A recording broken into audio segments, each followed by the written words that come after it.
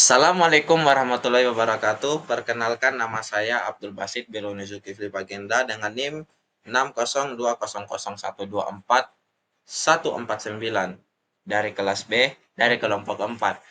Ya, di pertemuan kali ini kami akan membahas tentang implementasi regulasi syariah. Amanah Fintech Syariah. Indonesia dengan populasi muslim terbesar dunia memiliki potensi besar untuk pengembangan ekonomi syariah. Amanah Fintech Syariah hadir sebagai pionir P2P lending syariah yang telah mendapatkan izin OJK dan sertifikasi DSN MUI. Presentasi ini menganalisis bagaimana Amanah mengintegrasikan regulasi syariah ke dalam platform digitalnya, mengatasi tantangan implementasi prinsip-prinsip keuangan Islam dalam teknologi, serta dampaknya terhadap bisnis dan kepercayaan pelanggan. Studi kasus ini memberikan wawasan penting bagi startup syariah lainnya yang ingin mengembangkan model bisnis serupa. Tentang amanah fintech syariah, yang pertama, P2P lending syariah pertama yang terdaftar di OJK pada tahun 2018. Yang kedua didirikan di tahun 2017 oleh Lutfi Adiansyah. Yang ketiga, amanah fintech syariah berfokus terhadap pembiayaan UMKM dengan skema syariah. Adapun visi dari amanah fintech syariah yaitu membangun ekonomi inklusif melalui fintech syariah. Nah, model bisnis dan pencapaian amanah fintech syariah. Nah, model bisnis dari amanah fintech syariah adalah menghubungkan pendana dengan UMKM menggunakan akad syariah. Pencapaian yang amanah fintech syariah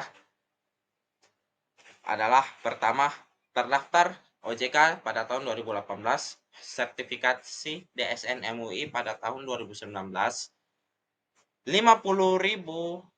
plus pendana, yang keempat 10.000 plus UMKM tersalurkan, dan yang terakhir penyaluran dana 100 lebih miliar rupiah. Untuk penjelasan selanjutnya akan dijelaskan oleh teman saya. Saya Abdul Basit. Wassalamualaikum warahmatullahi wabarakatuh. Bismillahirrahmanirrahim. Sebelumnya perkenalkan nama saya Dirham Rehan.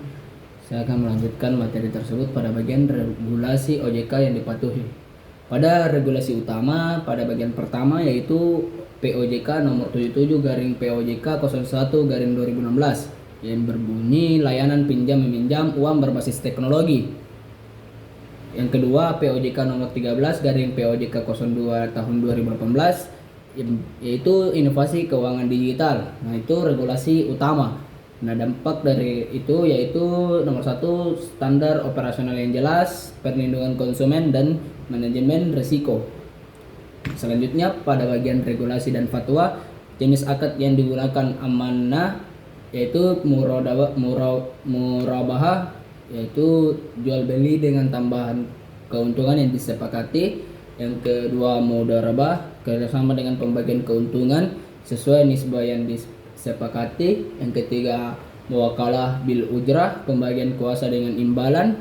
Yang terakhir, yang keempat, qard, pinjaman tanpa tambahan keuntungan. Pembahasan selanjutnya itu implementasi regulasi dalam operasional 1. Bagian 1, pada bagian penerapan prinsip syariah dalam model bisnis. Yang pertama, bebas riba, mengganti bunga dengan skema bagi hasil atau ujrah. Yang kedua, bebas gahar atau transparansi penuh tantangan pembiayaan dan risiko. Yang ketiga, bebas masyir, tidak ada unsur spekulasi dalam investasi. Yang keempat, halal.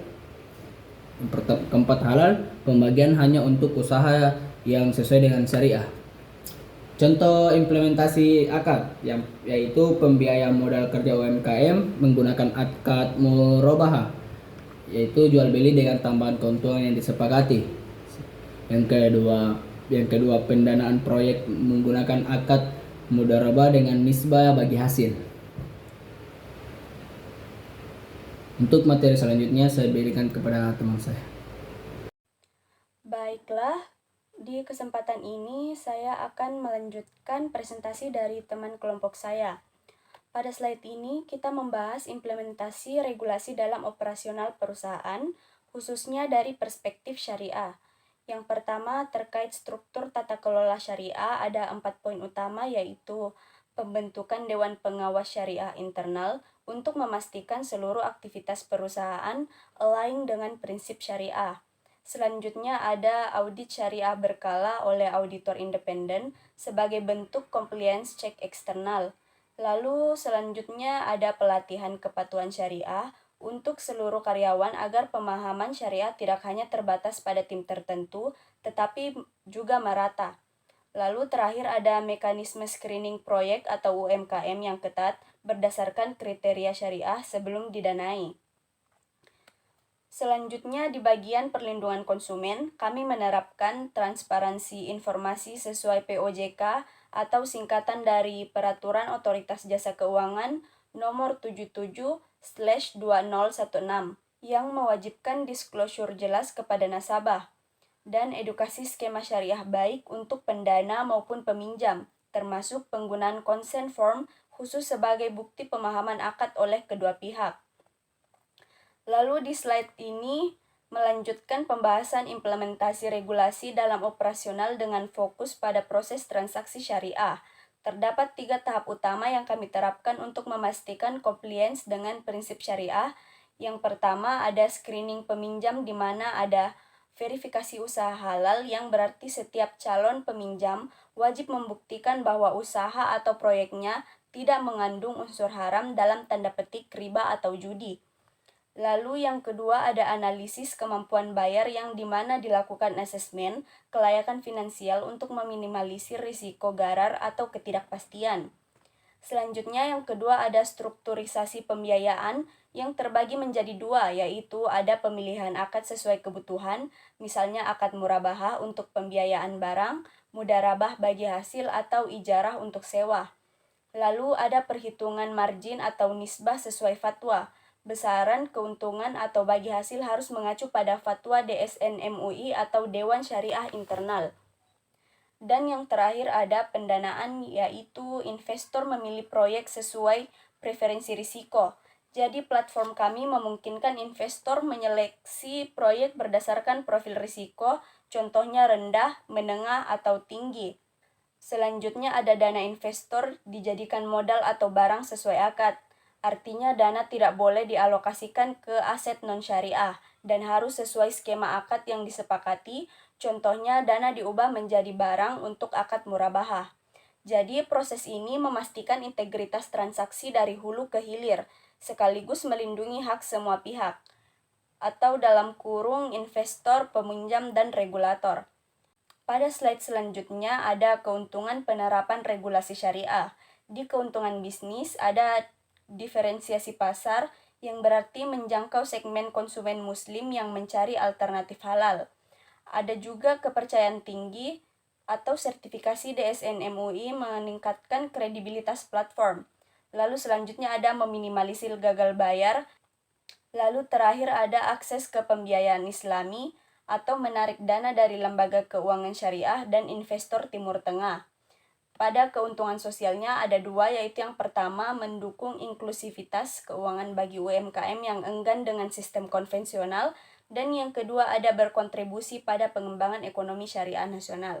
Baik, itulah mungkin yang bisa saya presentasikan pada video kali ini. Selanjutnya akan dibahas oleh teman kelompok saya. Terima kasih. Baik, untuk pembahasan selanjutnya yaitu tantangan penerapan regulasi syariah, tantangan internal dan eksternal. Yang pertama kompleksitas akad. Itu struktur akad syariah lebih kompleks dibanding konvensional. Nah, yang kedua keterbatasan SDM. Minimnya talenta yang memahami teknologi dan syariah sekaligus. Yang ketiga, edukasi pasar. Kurangnya pemahaman masyarakat tentang produk keuangan syariah. Yang keempat, harmonisasi regulasi, yaitu menyeimbangkan kepatuhan pada OJK dan DSN MUI. Kelima, teknologi pendukung, pengembangan sistem IT yang mendukung akad syariah. Yang keenam, kompetisi. Bersaing dengan finance konvensional yang lebih sederhana prosesnya. Yang keenam, kompetisi. Yang keenam, yaitu bersaing dengan fintech konvensional yang lebih sederhana prosesnya.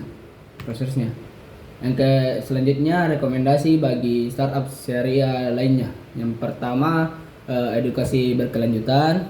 Yang kedua, simplifikasi proses. Yang ketiga, kolaborasi ekosistem. Lanjutnya, investasi pada SDM dan pendekatan bertahap. Yang terakhir, inovasi terarah. Nah, adapun kesimpulan dari materi tersebut yaitu amanah fintech syariah berhasil menerapkan prinsip syariah dalam model bisnis P2P lending dengan mengikuti fatwa DSN MUI dan regulasi OJK yang meningkatkan kepercayaan dan diferensiasi di pasar fintech. Struktur tata kelola syariah yang kuat dan transparansi dalam implementasi akad syariah menjadi fondasi operasional yang berkelanjutan. Meskipun menghadapi tantangan potensi besar, pasar keuangan syariah menjanjikan prospek pertumbuhan yang cerah bagi model bisnis ini. Sekian dari kelompok kami. Apabila memiliki kesalahan mohon dimaafkan. Saya kira wassalamualaikum warahmatullahi wabarakatuh.